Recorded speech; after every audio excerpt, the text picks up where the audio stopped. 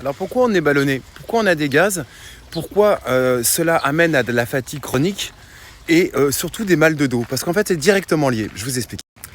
La société, le gouvernement, les industriels, la propagande télévisuelle nous a fait croire que nous étions des omnivores. C'est-à-dire qu'on pouvait tout manger quand on veut, à n'importe quelle heure, à n'importe quel moment, et tout mélanger dans cette assiette, et qu'il n'y aurait aucune incidence pour notre système interne.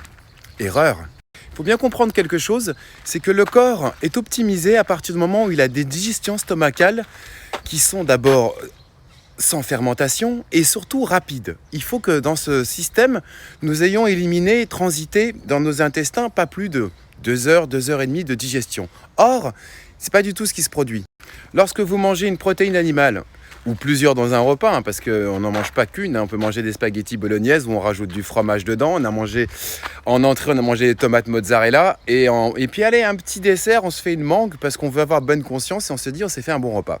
En fait, les protéines mettent à peu près 2 à 3 heures selon la protéine, voire 4 si c'est du porc, en digestion stomacale.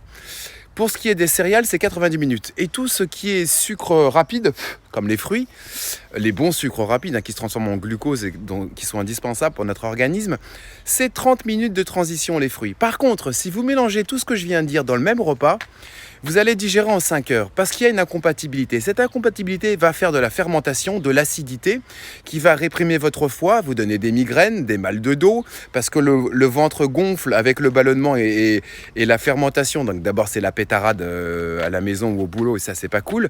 Mais surtout le ventre gonfle. Donc quand vous faites des mouvements qui sont pas bons, hop là, bas gauche, je me fais mal, merde.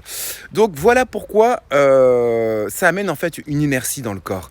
Et cette inertie est l'inverse de nos possibilités, c'est-à-dire que du coup, les aliments ne sont pas digérés comme il faut, ça épuise le moteur intestinal et 40% de l'énergie de votre corps est dédiée à cette digestion.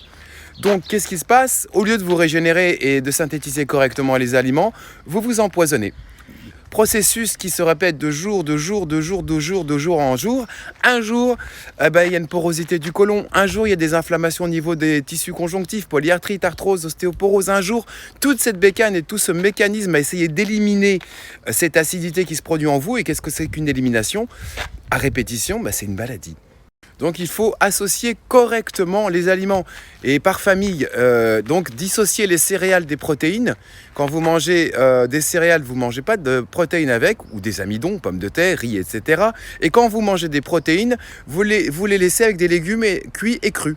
Et surtout, ne jamais de sucre en fin de repas, donc pas de dessert. Et là, vous allez voir, la différence est dingue.